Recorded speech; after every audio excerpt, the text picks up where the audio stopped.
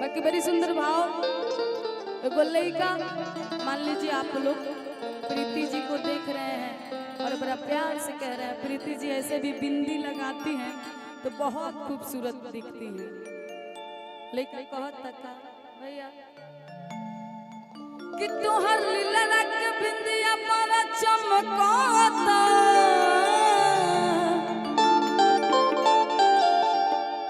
आ कवन सेंट लगावेलु प्रीति देह गमकता,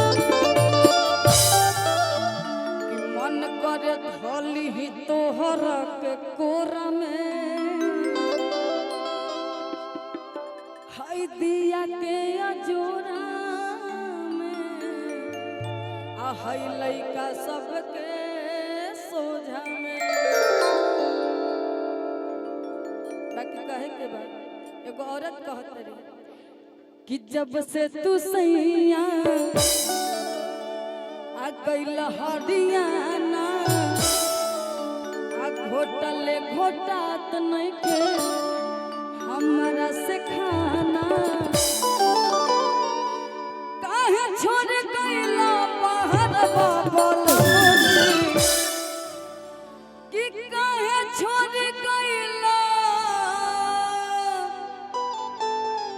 बाहर बाबल मोजी, लागिन मारेला देवरवा बाबल मोजी, लागिन मारेला देवरवा बाबल मोजी, लागिन मारेला देवरवा बाबल मोजी, लागिन मारेला देवरवा बाबल मोजी। जब से तू सैया गइल हरियाणा, होटल घोटात नहीं के हमरा से खाना, काहे छोड़ गइला बाहर बाबल मोजी,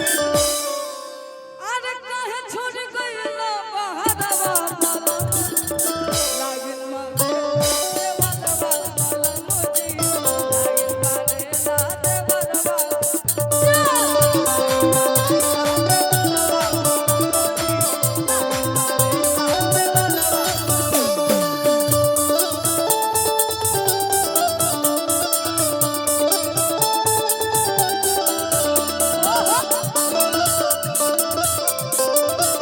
आने वाले सब आए, आने वाले सब आए, लेकिन तुम आओगे, लेकिन तुम आओगे।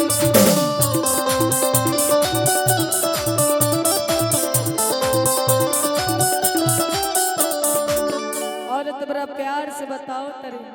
अपना राजा जैसे अपना सैया जैसे चलते रहे तो अच्छा लगता है, रुक जाते हैं। बाकी बड़ा प्यार से कहत तरी प्रीति जी और कैसे ढेक चलावत में धावे लपाजा, जल्दी से गाड़ी धके घरे तू आजा, ढेक चलावत में धावे लपाजा, जल्दी से गाड़ी धके घरे तू आजा, राजा की जान नहीं बची है राजा, लुट ली एक दिन जवानिया के माजा,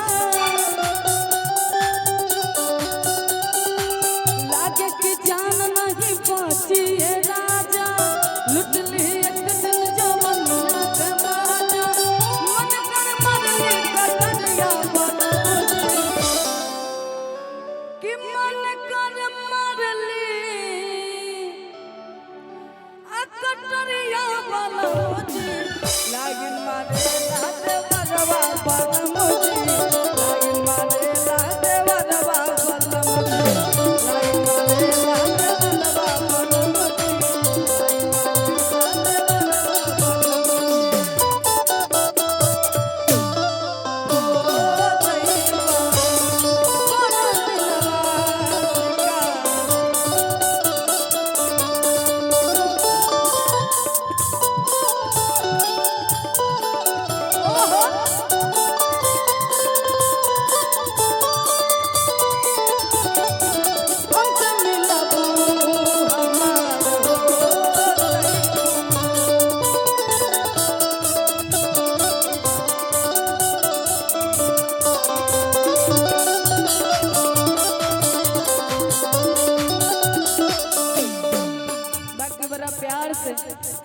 औरत अपना राजा जी से,